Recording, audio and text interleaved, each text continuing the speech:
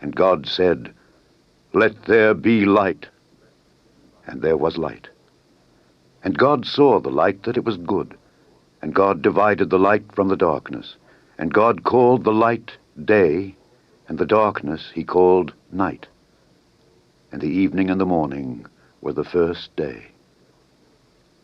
And God said, "Let there be a firmament in the midst of the waters, and let it divide the waters from the waters." And God made the firmament, and divided the waters which were under the firmament from the waters which were above the firmament. And it was so. And God called the firmament heaven. And the evening and the morning were the second day. And God said, "Let there be lights in the firmament of the heaven, to divide the day from the night, and let them be for signs, and for seasons, and for days and years. And let them be for lights in the firmament of the heaven, to give light upon the earth." And it was so. And God made two great lights, the greater light to rule the day, and the lesser light to rule the night. He made the stars also. And God set them in the firmament of the heaven to give light upon the earth, and to rule over the day and over the night, and to divide the light from the darkness. And God saw that it was good. And the evening and the morning were the fourth day. And God said, "Let us make man in our image, after our likeness. And let them have dominion over the fish of the sea, and over the fowl of the air, and over the cattle, and over all the earth, and over every creeping thing that creepeth upon the earth." So God created man in his own image. In the image of God created he him. Male and female created he them. And God blessed them, and God said unto them, "Be fruitful, and multiply, and replenish the earth, and subdue it, and have dominion over the fish of the sea, and over the fowl of the air, and over every living thing that moveth upon the earth." And God said, "Behold, I have given you every herb bearing seed which is upon the face of all the earth, and every tree in the which is the fruit of a tree yielding seed. To you it shall be for meat. And to every beast of the earth, and to every fowl of the air, and to everything that creepeth upon the earth, wherein there is life, I have given every green herb for meat." And it was so. These are the generations of the heavens and of the earth when they were created, in the day that the Lord God made the earth and the heavens, and every plant of the field before it was in the earth, and every herb of the field before it grew. For the Lord God had not caused it to rain upon the earth, and there was not a man to till the ground. But there went up a mist from the earth, and watered the whole face of the ground. And the Lord God formed man of the dust of the ground, and breathed into his nostrils the breath of life, and man became a living soul.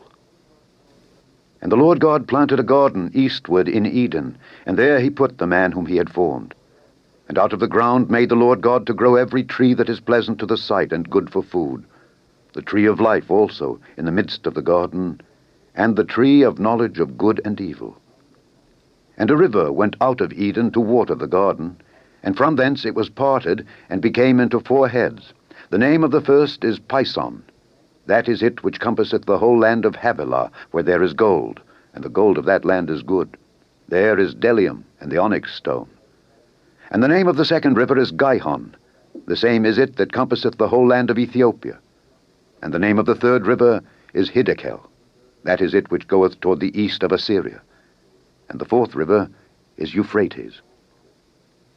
And the Lord God took the man, and put him into the garden of Eden, to dress it and to keep it. And the Lord God commanded the man, saying, "Of every tree of the garden thou mayest freely eat. But of the tree of the knowledge of good and evil thou shalt not eat of it. For in the day that thou eatest thereof, thou shalt surely die." And the Lord God said, "It is not good that the man should be alone. I will make him an help meet for him." And out of the ground the Lord God formed every beast of the field, and every fowl of the air, and brought them unto Adam to see what he would call them. And whatsoever Adam called every living creature, that was the name thereof. And Adam gave names to all cattle, and to the fowl of the air, and to every beast of the field. But for Adam there was not found an help meet for him.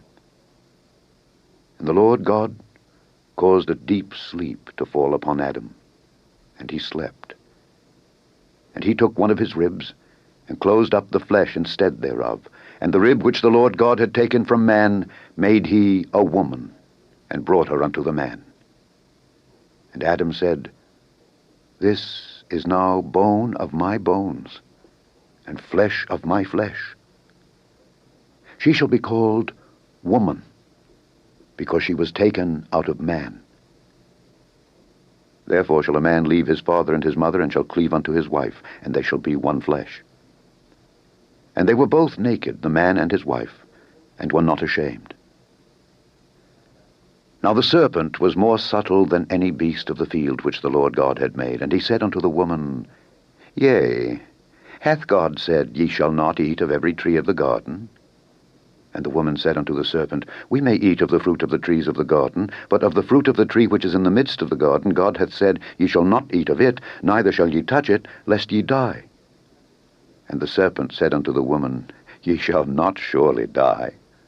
For God doth know that in the day ye eat thereof, then your eyes shall be opened, and ye shall be as gods, knowing good and evil. And when the woman saw that the tree was good for food, and that it was pleasant to the eyes, and a tree to be desired to make one wise, she took of the fruit thereof, and did eat, and gave also unto her husband with her, and he did eat. And the eyes of them both were opened, and they knew that they were naked. And they sewed fig leaves together, and made themselves aprons.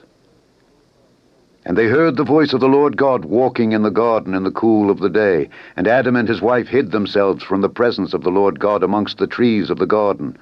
And the Lord God called unto Adam, and said unto him, Where art thou? And he said, I heard thy voice in the garden, and I was afraid, because I was naked, and I hid myself. And he said, Who told thee that thou wast naked? Hast thou eaten of the tree whereof I commanded thee that thou shouldest not eat? And the man said, The woman whom thou gavest to be with me, she gave me of the tree, and I did eat. And the Lord God said unto the woman, What is this that thou hast done? And the woman said, The serpent beguiled me, and I did eat.